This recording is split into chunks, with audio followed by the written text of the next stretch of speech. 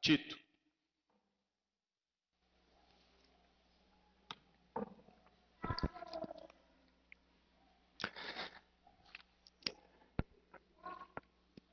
Ok? Todos acharam? O texto de hoje é Tito, capítulo 1, verso 1 até o 4. Talvez você está olhando essa imagem e imaginando um monte de coisa, né? Um rapaz crescendo em maturidade. Quando eu era pequenininho, e talvez você vai se identificar comigo, eu tinha muita vontade de ser grande. Eu queria ser adulto. Eu olhava para os meus pais, eu olhava para as pessoas e falava, puxa vida, por que eu sou criança ainda? Por que eu não sou grande? Eu gostaria de ser maior. E aí o tempo foi passando, eu fui tendo maioridade, e quando eu cheguei com 18 anos eu não estava feliz, porque aí eu queria ser mais velho. Quando eu cheguei com 18 eu queria ter minha carta de motorista, que normalmente é isso que a gente quer. Aí tirei minha carta, não fiquei feliz, queria ter uma moto, fui lá e comprei uma moto. Aí comprei uma Ferrari, não, estou na moto ainda, não comprei a Ferrari ainda. Mas a ideia é de que eu ainda quero crescer mais. Eu quero ter mais maturidade, eu quero ter mais estrutura, seja física, emocional, espiritual. E talvez você se identifique com isso. A gente sempre quer crescer. Mas será que esse desejo de crescimento, ele também está na área espiritual? Se é que existe a área espiritual. Todas as nossas decisões são espirituais. Todas as áreas das nossas vidas são espirituais. Como Jefferson bem citou, hoje de manhã com os jovens, nós meditamos. Até servir uma mesa, trata-se de algo espiritual. Qual é a motivação do seu coração? Na área espiritual, vamos dizer assim, será que você tem tido esse desejo de crescimento? Será que você tem sentido vontade de crescer mais no relacionamento com Deus, de ser mais maduro nas suas decisões, de poder experimentar a vontade boa, perfeita e agradável de Deus nas consequências das suas decisões? Para isso é necessário uma maturidade espiritual. Que tipo de vida você quer para você? Que tipo de vida você quer para sua família? Que tipo de vida você quer para os seus filhos? Que tipo de vida você quer para sua igreja, para a IEMA? Será que daqui a 50 anos, se Jesus não voltar ou se não levar, todos nós, será que nós vamos estar no caminho de Deus? Será que os nossos filhos vão estar cada vez mais próximos da palavra? Será que nós vamos estar levando salvação em Cristo, seja para os adolescentes lá na ECA, seja para os moradores do bairro, lá no bairro do Maracanã também? Será que a nossa igreja vai continuar sendo firme na palavra? Ou será que talvez daqui a 50 anos, no púlpito da IEMA, nós teremos um pastor homossexual? Será que daqui a 50 anos, no púlpito da IEMA, nós teremos alguém que não acredita na Bíblia? Nós teremos uma pastora? Será que nós vamos ver essa igreja seguindo os mandamentos de Cristo ou mandamentos de homens? Doutrina criada por pessoas. Não use saia, faça isso, não faça aquilo. Mas nada disso está nas Escrituras. Como será essa igreja daqui a 50 anos? Será que essas paredes vão estar aqui ainda? Ou será que Deus vai permitir com que essa igreja acabe? O que será do nosso futuro? O que nós esperamos de crescimento? Nessa noite nós vamos observar, aprender como buscar o mais importante, a maturidade espiritual. Porque é isso que fica. Isso é que é eterno. E nós vamos ver que uma igreja que busca maturidade espiritual é uma igreja que vai viver de maneira piedosa, como nós já aprendemos na introdução à carta de Tito. O nosso texto começa com um contexto. O apóstolo Paulo ele foi um grande missionário, vamos dizer assim. Ele viajava de cidade para cidade e ele pregava o evangelho. As pessoas se convertiam. Ali começava uma nova igreja. Só que Paulo ele não ficava ali para o resto da vida. Ele ficava um tempo, ensinava e tentava treinar líderes. Quando ele saía, ele deixava a igreja nas mãos desses líderes que ele treinou. Se não tinha ninguém lá e ele não conseguiu ficar muito tempo para treinar alguém, ele mandava um pastor para cuidar daquela igreja. Então ele só não pastoreava a igreja, mas cuidava de toda a região daquela igreja. E é isso que acontece com Tito. Tito é um discípulo de Paulo que é deixado na ilha de Creta. Está bem escurinho ali, mas você consegue ver. Essa ilha bem aqui no meio, que fica entre a África, entre a Europa e a Ásia. Era uma ilha muito movimentada, os barcos sempre paravam por ali, e ali, por incrível que pareça, tinha uma igreja. Paulo deixa Tito ali e continua a sua viagem. E a tarefa de Tito nessa ilha está em Tito capítulo 1, versículo 5. Olha que interessante. A razão, vamos ler juntos? Você consegue enxergar lá? Se você conseguir, pode ler lá. Se não, pode ler na sua Bíblia. Vamos lá? A razão de tê-lo deixado em Creta foi para que você pusesse em ordem o que ainda faltava e constituísse presbíteros em cada cidade, como eu o instruí. Paulo deixou Tito em Creta com 2 propósitos. O primeiro, pôr em ordem o que ainda faltava, encaixar ali o quebra-cabeça. A igreja precisava de ajustes, principalmente no ensino. E Tito tinha essa tarefa.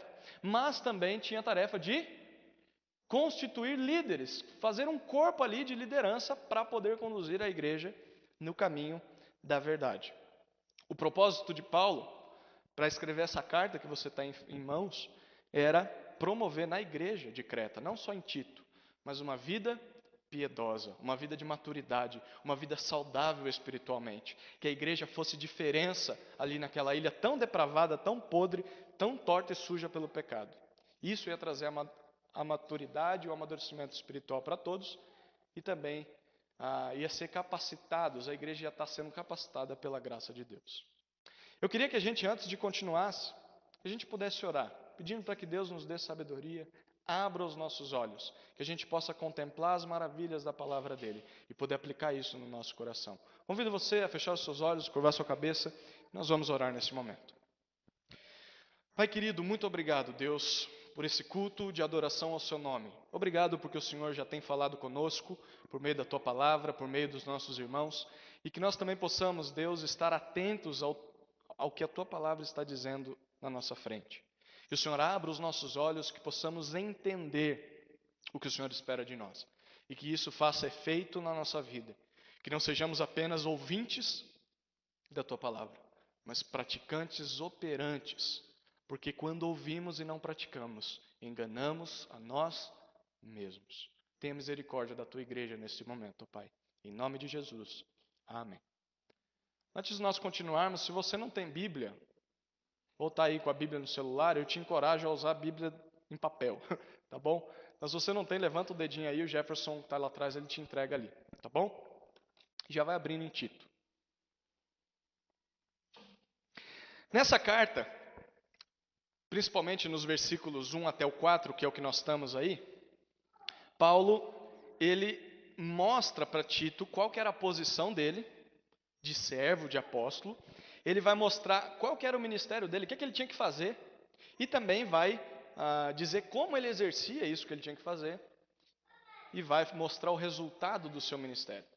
Então, parece que no versículo 1 a 4 do capítulo 1 de Tito, parece que Paulo está dizendo sobre ele, mas dizendo para Tito, Tito, está vendo como eu sou, o que eu faço, o que eu creio? Siga o meu exemplo.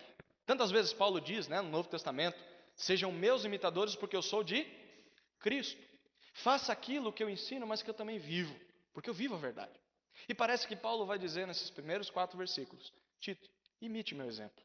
Preste atenção no que eu estou ensinando, isso é muito importante para você. A lição que nós vamos aprender nessa noite, em Tito capítulo 1, de 1 a 4, é a seguinte: para amadurecer na piedade, siga o padrão da palavra da verdade. Vamos ler juntos? Para amadurecer na piedade, siga o padrão da palavra da verdade. Você quer crescer? Observe as Escrituras. Ela é que vai te dar maturidade espiritual. Nós vamos então ver nessa noite 4 P's, vamos dizer assim, 4 exemplos que nós podemos e devemos seguir do apóstolo Paulo. O primeiro P, o primeiro exemplo que devemos seguir para amadurecer na piedade é o seguinte, está na primeira parte do versículo 1, é praticar ser servo de Deus e representante de Cristo.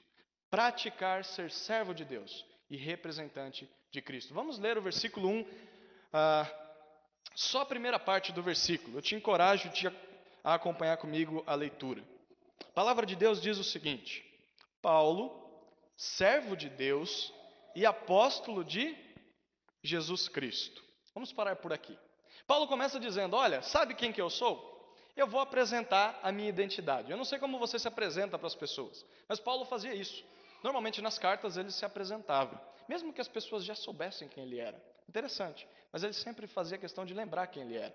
Primeiro ele vai dizer que, olha, eu sou servo de Deus. A palavra servo literalmente significa escravo, um serviçal, aquele que serve como escravo. Em outras palavras, Paulo está dizendo, eu sou escravo de Deus. Naquela época, um escravo, um servo, era alguém que era comprado como uma propriedade, era uma pessoa comprada, uma mercadoria, que normalmente eram os ricos que compravam. Essa pessoa não tinha vontade própria, ela não podia fazer nada, porque ela era escrava, ela era uma propriedade de alguém, e ela era totalmente dependente da vontade do dono dela, do senhor dela. Então, o escravo só fazia o que o dono deixava e o que o dono mandava. Fazia a vontade do dono. E quando Paulo diz, olha, eu sou um servo, Paulo está querendo dizer o seguinte, eu fui comprado por Deus, eu sou submisso à sua vontade e eu sou totalmente dedicado a Ele. Não interessa a minha vontade, interessa a vontade do meu Senhor, do meu dono. Eu sou o servo, sou o escravo. Mas Paulo também vai dizer que ele é apóstolo de Jesus Cristo. Por que tem um camarada segurando uma bandeira?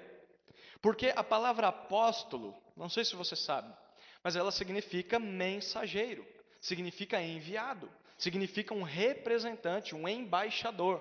E é isso que Paulo se via, e era esse o título que Paulo tinha. No Novo Testamento, vamos dizer o título de apóstolo, foi dado pelo próprio Jesus Cristo aos 12 discípulos que seguiam ele. A gente vai ver isso lá no livro de Marcos. Então, os 12 eram chamados de apóstolos. Judas, lembra de Judas, o traidor?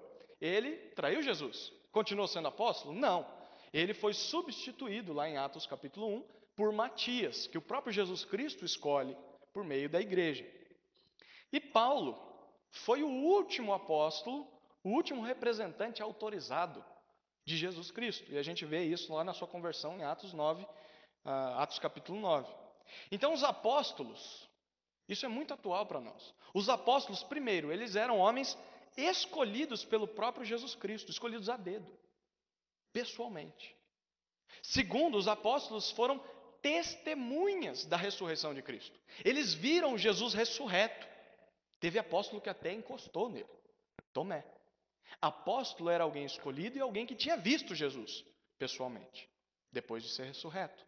E apóstolos eram representantes de Jesus Cristo na terra. Ou seja, por meio desses homens, Deus revelava a sua palavra. Deus falava com o povo por meio dos apóstolos. Mas os verdadeiros apóstolos, como Paulo e os 12, os apóstolos bíblicos, eles acabaram morrendo com o tempo. Ninguém vive para sempre. Isso não aconteceu isso foi o que aconteceu com os apóstolos. O que a gente vê hoje em dia, na mídia, na televisão, não são apóstolos. Pelo menos apóstolos como as escrituras dizem. Podem ser apóstolos segundo o que eles acreditam, mas não o que a Bíblia diz. Apóstolos bíblicos já morreram. E são os 12 e Paulo. E Paulo diz, olha, eu me vejo como um representante autorizado. Eu me vejo como um embaixador. Eu levanto a bandeira de Cristo e todo mundo vê. Ou seja, onde quer que eu esteja, eu represento a Jesus Cristo. E eu quero perguntar para nós, como nós nos portamos diante das pessoas? Será que nós entendemos a nossa posição de verdade? Será que eu entendo que eu sou servo de Deus? E se eu sou servo, eu sou escravo. Eu não sou dono de nada, eu não sou dono da minha vontade, eu não sou dono da minha vida. Eu sou servo, eu sou escravo, alguém me comprou, alguém é meu dono. Nós não somos reconhecidos por causa dos nossos títulos, por causa das nossas medalhas, do nosso reconhecimento, da nossa alta posição, do nosso status. Para servir para algo, a gente deve ser servo. Tem uma frase que na casa onde a gente morou por um ano, há menos de um ano, quando casamos, né? Tinha uma frase no quintal que dizia o seguinte: quem não vive para servir, não serve para viver. Nós temos que ser servos. Não porque eu devo ser, mas porque eu já sou servo. E eu tenho que entender isso. Eu não sou dono de nada. Eu sou escravo de Deus. Como é que será que eu me apresento para as pessoas? Será que eu digo, não, eu sou um servo de Deus. Eu sou humilde, eu sou submisso à vontade de Deus.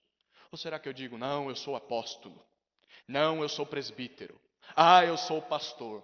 Eu sou doutor, eu sou PhD. Ah, não, eu sou o diácono. Eu sou o líder. Eu sou sábio, eu sou conhecedor. Eu fiz faculdade, eu fiz isso, eu sou aquilo.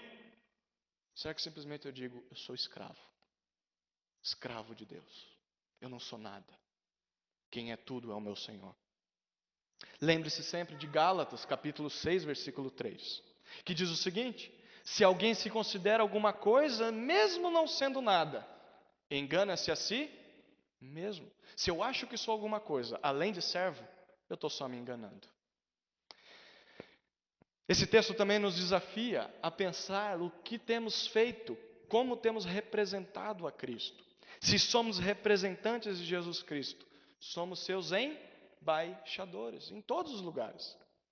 Tudo que a gente fizer, ou tudo que a gente vier a fazer, deveria representar Jesus Cristo. Será que aquelas pessoas que a gente convive, será que elas podem dizer que nós somos representantes de Jesus Cristo? O que nossos pais, nossos filhos, nossos vizinhos, nossos amigos, o que eles diriam de nossas vidas? Será que eles veem um representante de Cristo? Ou será que eles veem um pecador egoísta, mesquinho, teimoso, que só pensa na sua própria vontade, no seu próprio prazer? Será que nós temos representado a Cristo? Lembre-se das palavras de Jesus em Mateus 5,16. Assim brilha a luz de vocês diante dos homens, para que vejam as suas boas obras e glorifiquem ao Pai de vocês, que estás nos céus. Vocês representam Jesus Cristo. Como tem sido a minha e a sua vida? Imite o exemplo que Paulo está ensinando. Pratique aquilo que você é em posição. Ser servo de Deus e representante de Jesus Cristo. A nossa posição ela é tão humilde que nós somos escravos de Deus. Mas ela também é tão alta que nós somos embaixadores de Cristo. Nunca se esqueça disso. Para amadurecer na piedade, siga o padrão da palavra da verdade. O segundo exemplo que devemos seguir da palavra da verdade é promover salvação, santificação e esperança. Vamos ler juntos? Promover.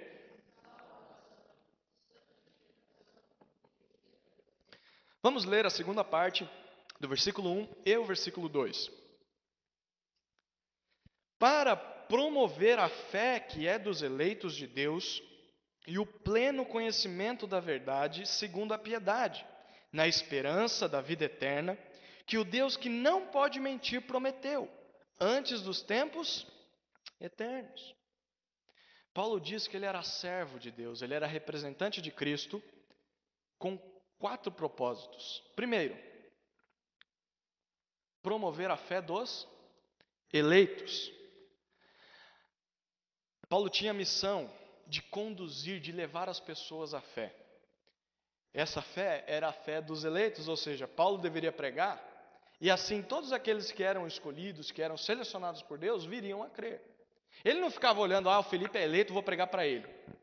A Tamira é eleita, vou pregar só para ela. Não. Ele simplesmente olhava para todos e falava, vou pregar para todo mundo, eu não sei quem que Deus está escolhendo. Ele dizia, a minha tarefa é anunciar a fé para os eleitos de Deus. Mas não era só isso. O versículo 1 ainda vai dizer que o propósito dele também era promover a santificação. Como que ele ia fazer isso? Primeiro, pelo pleno conhecimento da verdade. O termo pleno conhecimento da verdade significa todo aquele conhecimento, o conhecimento da maneira correta como deve ser. O conhecimento deveria ser baseado na verdade, em outras palavras, na palavra de Deus. Somente a palavra de Deus é a verdade.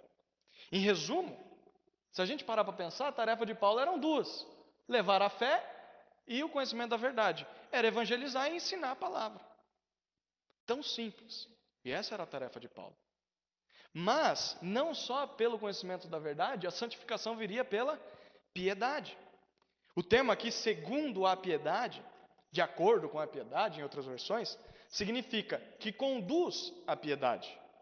Em outras palavras, o pleno conhecimento da verdade iria produzir uma vida piedosa nos crentes. A gente já estudou, quando fizemos um panorama da carta de Tito, que a palavra piedade não significa ter dó das pessoas, não significa dar dinheiro para as pessoas, fazer caridade. Piedade significa que é a resposta prática do cristão diante de tudo aquilo que Deus é e do que Deus faz. Piedade é a ideia de que quanto mais eu conheço a Deus, mais eu sou motivado a viver de forma que reflita o que eu conheço. Mais temor eu vou ter, mais prática cristã eu vou ter. A palavra traz a ideia de temor, de reverência, de ter medo, de adorar a Deus. Isso é piedade. Em outras palavras, Paulo está dizendo, conversão, mas ensino da verdade é igual piedade. Vida piedosa, vida cristã. Esse é o processo da santificação. Mas também Paulo tinha o propósito de promover a esperança da vida eterna. É isso que ele diz no versículo 2.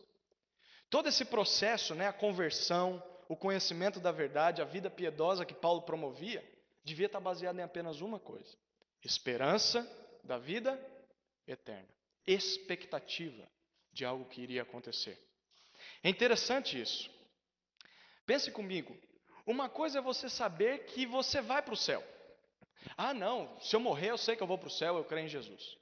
A outra coisa é você viver na expectativa de ir para o céu. É você viver e acordar todos os dias pela manhã e dizer, puxa vida, eu já sou morador do céu. Todas as minhas decisões vão ser baseadas nisso. O meu dinheiro vai ser investido com base espiritual, pensando na eternidade. Eu não vou fincar as minhas raízes muito profundas nessa terra, porque a minha morada não é aqui. Eu sou morador do céu, da eternidade. Você fica imaginando, como seria gostoso viver com a esperança da vida eterna, todos os dias. Mas eu digo uma coisa para você. Paulo deixa bem claro, você só vai ter essa esperança se você for primeiro salvo. Segundo, se você estiver no processo de santificação, conhecendo a verdade e vivendo piedosamente. Só assim você vai ter esperança da vida eterna. Senão a sua vida vai ser medíocre, miserável e sem esperança. Mesmo cristão, mesmo convertido, vive pior do que o incrédulo, porque esqueceu da sua esperança.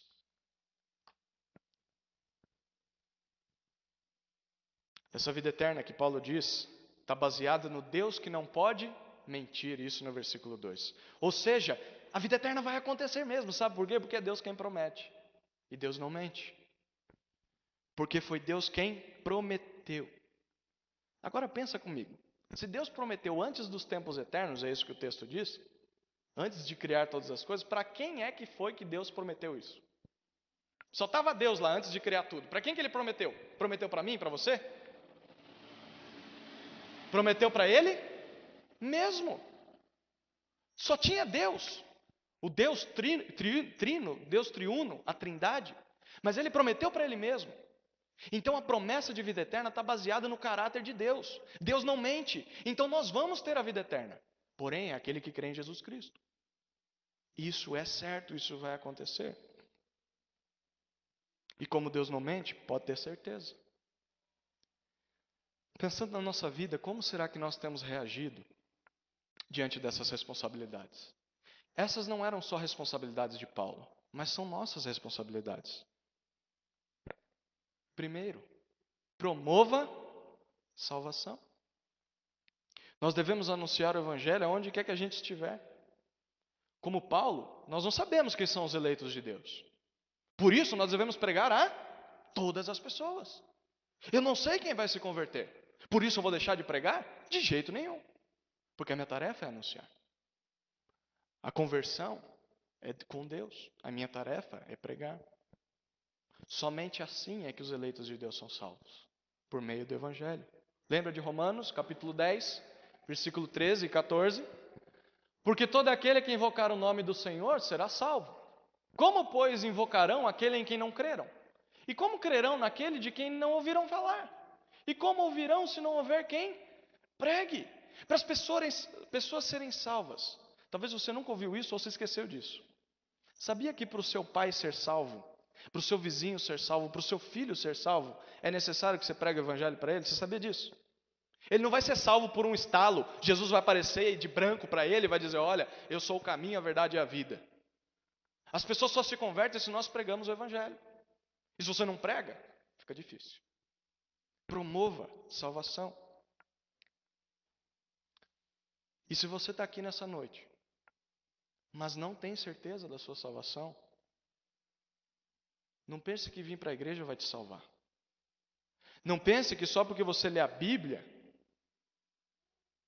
só porque você tem um pai crente, que você veio na igreja desde que nasceu, que você é batizado, que você vai ser salvo. Somente a fé em Jesus Cristo é que te salva. E ter fé em Jesus não é simplesmente falar: eu creio em Jesus. Quem joga bola vai saber bem do que eu estou falando agora. Ter fé é igual quando nós jogamos bola e falamos que aquele jogador acreditou na jogada. Aquela bola em que ninguém nunca vai acreditar que vai chegar ali. Ninguém tem fé naquilo. Todo mundo fala: não vou nem correr. E aquele jogador tem fé na jogada. E ele acredita, ele vai até o final e ele consegue alcançar a bola. E ele faz o gol e ele comemora. Ter fé em Jesus Cristo é acreditar de que é verdade. E é descansar nessa verdade. Sou salvo só pela graça e vou descansar nisso. Não vou tentar ser salvo pelas minhas obras. Eu vou acreditar. E ter fé em Jesus, crer em Jesus, é visto na prática. Você é salvo. E isso vai ser visto na sua vida piedosa.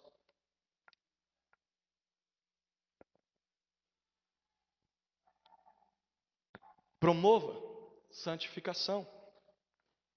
Seja na minha vida, seja na vida dos outros. A santificação só vem, como nós vimos, pelo conhecimento da verdade e por uma vida piedosa. Seja sincero. Será que eu tenho me esforçado em conhecer cada vez mais a palavra de Deus? Será que o meu tempo é dividido para isso? Será que eu leio, que eu medito, que eu penso, que eu valorizo a palavra de Deus? Seja mais sincero ainda. Será que eu tenho me esforçado em aplicar cada vez mais o que eu já conheço? Vida piedosa é resultado de Bíblia na prática do nosso dia a dia. Tiago 1,25 diz: mas o homem que observa atentamente a lei perfeita que traz a liberdade e persevera na prática dessa lei, não esquecendo o que ouviu, mas praticando, será feliz naquilo que fizer. Somente a prática da palavra tem resultado na nossa vida. Será que nós temos nos esforçado em ensinar a palavra de Deus a todas aquelas pessoas que nós conhecemos? Será que temos nos esforçado em promover na nossa vida a prática dela? Lembre-se de Filipenses 2,12. Desenvolvei a vossa salvação com temor e tremor, cada dia crescendo mais em maturidade. Mas não só promova a salvação e santificação, mas promova a esperança de vida eterna. Será que nós ministramos esperança para as pessoas? Ou será que nós só reclamamos da vida? Ah, mas o meu salário é uma mixaria, mas essa empresa é uma porcaria, mas a minha família é isso, mas o meu marido é isso. A vida cristã parece uma droga. Olha, nem vem na minha igreja, porque parece que a minha vida não vale a pena. Ou será que quando as pessoas olham para mim e para a sua vida, elas veem esperança? Elas veem diferença. Peraí, tem uma coisa diferente nessa pessoa. Ela não é igualzinho um bandido. Ela não é igual uma pessoa imoral. Ela é diferente. Tem alguma coisa diferente nesse coraçãozinho. É esperança. E esperança de vida eterna. Se nós temos essa esperança, nós devemos mostrar para as pessoas. Todos precisam de esperança e nós temos ela. Eu gosto muito desse texto em 1 Coríntios 15:19. Se a nossa esperança em Cristo se limita apenas a esta vida, somos os mais infelizes de todos os homens. Vida sem esperança da vida eterna não é vida, é sobrevivência.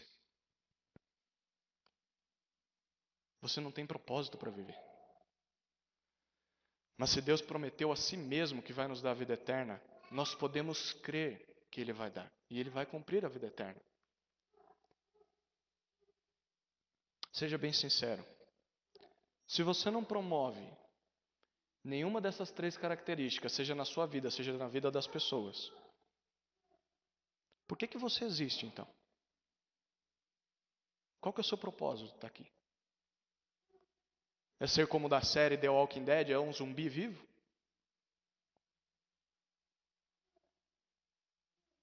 Qual que é a minha função no corpo de Cristo, se eu não sirvo para nada? Para amadurecer na piedade, siga o padrão da palavra da verdade. Terceiro exemplo que nós devemos seguir é pregar a palavra de Deus em obediência. Vamos ler juntos? Pregar. Vamos ler o versículo 3. E em tempos devidos manifestou a sua palavra, mediante a pregação que me foi confiada, por mandato de Deus, nosso Salvador. Paulo diz que Deus prometeu a vida eterna. E era isso que ele estava pregando. Ele vai dizer em tempos devidos, ou seja, no tempo certo. Deus manifestou, Deus tornou visível. Deus trouxe à luz algo que estava escondido. E o que é isso? A palavra dele. A palavra de Deus foi manifestada mediante, por meio da pregação, do anúncio, da proclamação de Paulo. E essa pregação foi confiada para ele por mandato, por ordem de Deus. Em outras palavras, bem claro para a gente entender. Deus quis que a vida eterna fosse disponibilizada para o homem por meio da sua palavra. Ou seja, o homem só pode ter vida eterna se ele tiver contato com a palavra de Deus. E Paulo pregava a palavra de Deus em obediência a uma ordem de Deus.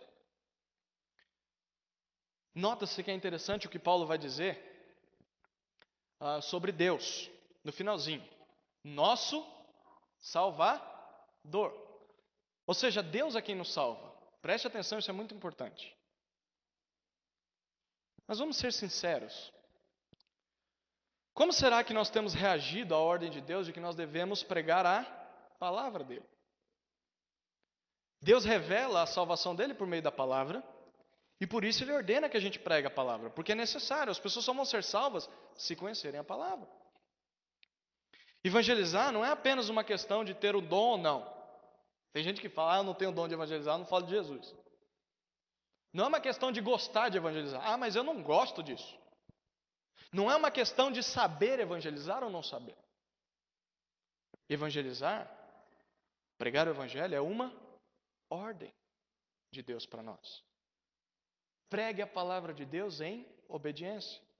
Lembra de Mateus 28, 19 e 20? Portanto, vão e façam discípulos de todas as nações, batizando-os em nome do Pai, do Filho e do Espírito Santo, ensinando-os a obedecer a tudo o que eu lhes ordenei. Eu estarei sempre com vocês até o fim dos tempos. Pregar o evangelho, pregar a palavra é uma ordem para mim e para você, não é uma opção. Será que eu tenho cumprido essa ordem?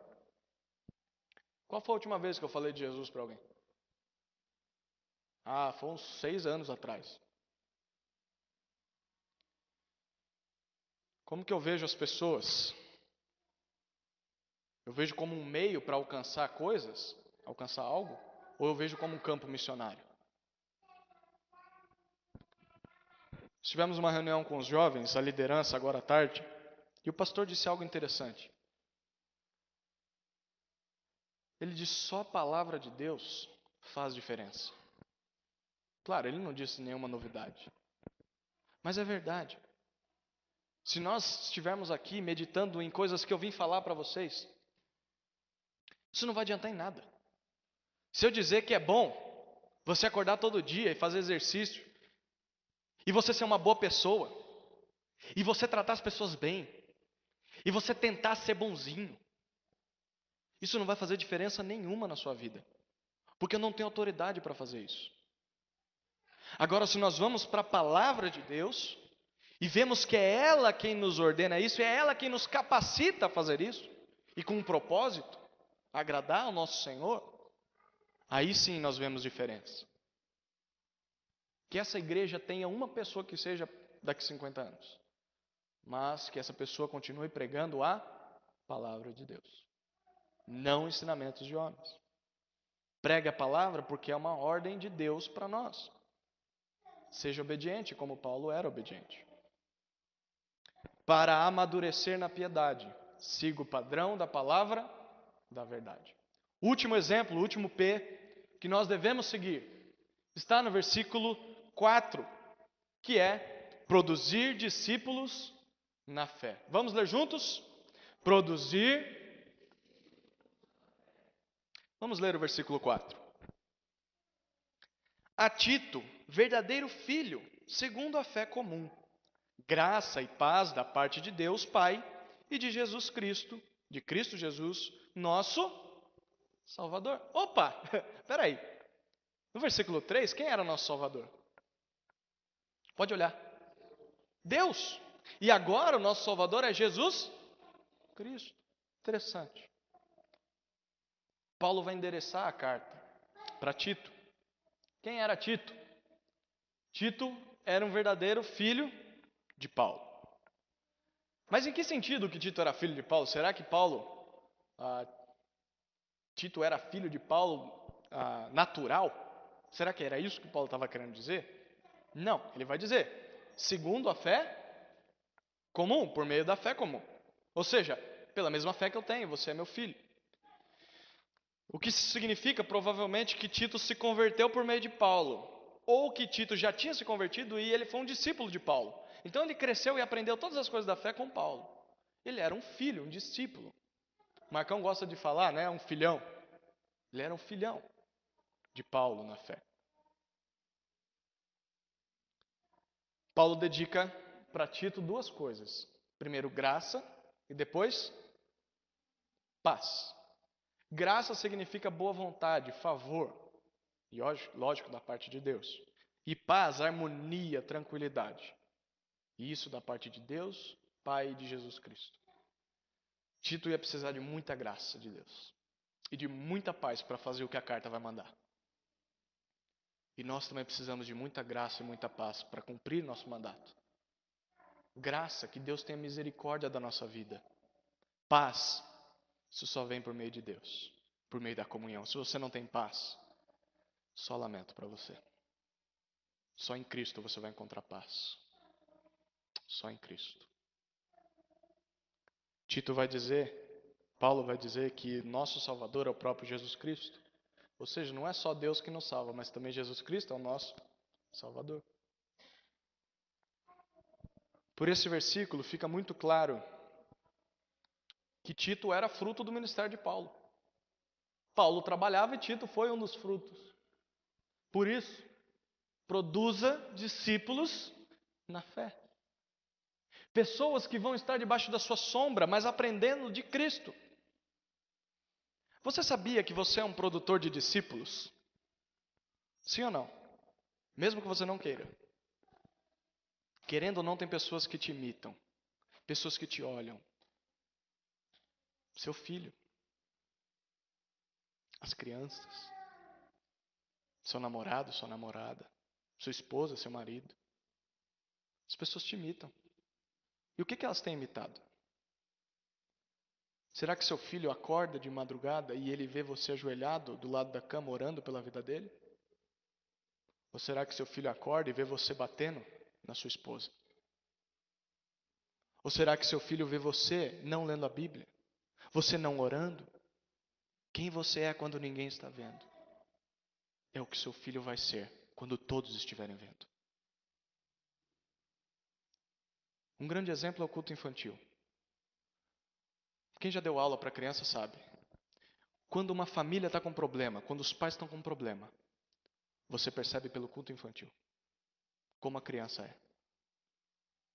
Se ela faz bagunça, se ela fala um palavrão, se ela é desobediente, você consegue ver como que é o lar dele. Porque o filho imita o pai e a mãe. Eu não sei qual vai ser a sua atitude. Ou de mudar a sua prática, ou de não deixar mais seu filho ir para o culto infantil. Espero que seja buscar ajuda em Cristo. Nós somos produtores de discípulos, mas produza discípulos na fé.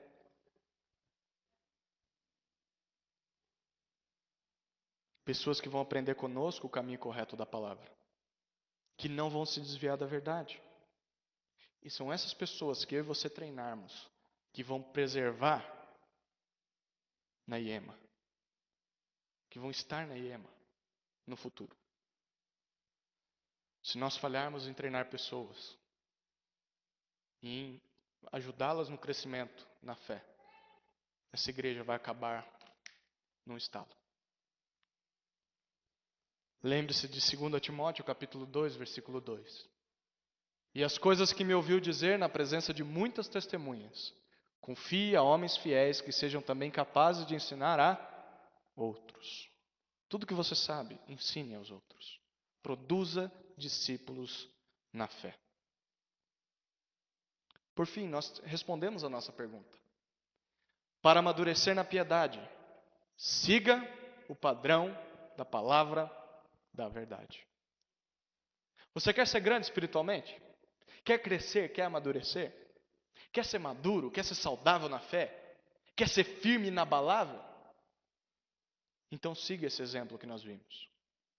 Primeiro, pratique ser servo de Deus e representante de Cristo.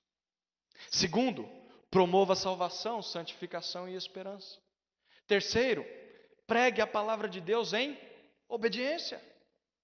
E por último, com tudo isso, você vai produzir discípulos na fé. Se fizermos o evento ao contrário, nós conseguimos perceber como estamos falhando. Se nós não produzimos discípulos, isso é porque nós não estamos pregando a palavra. Se nós não pregamos a palavra, é porque nós nem temos esperança, nós nem temos sido santificados. E talvez nós nem somos salvos. E é impossível ser servo de Deus e representante de Cristo se nem salvo eu sou. É um processo.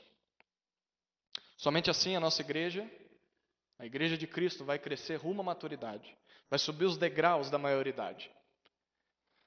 Caso contrário, só Deus sabe o que vai ser da nossa igreja daqui a alguns anos. Só Deus sabe o que vai ser de mim e de você daqui a alguns anos. Quero convidar você a ler a nossa lição dessa noite. Que se você esquecer tudo, pelo menos lembra de Tito 1 até o 4. Porque é muito importante.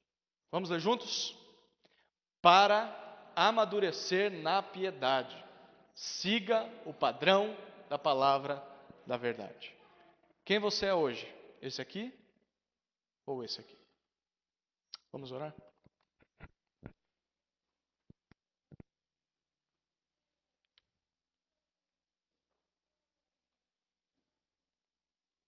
Pai, muito obrigado, Senhor, pela Tua palavra, pelo encorajamento que ela nos traz, pela responsabilidade. Que a gente possa entender, Pai, que ser servo do Senhor não é ser sócio de um clube, não é apenas bater cartão, não é apenas lustrar móveis, sentando no banco, mas é colocar a mão na massa, é ter humildade, é ser um representante do Senhor em todos os lugares, é crer de verdade, é promover santificação na vida das pessoas, é conhecer cada vez mais o Senhor e viver isso na prática, ter uma vida piedosa. É pregar a palavra onde quer que estejamos, é querer ouvir a pregação da palavra. E por último, tudo isso é visto, Pai, na produção de novos discípulos. Que a Igreja Evangélica Missionária de Atibaia seja uma igreja que produza discípulos.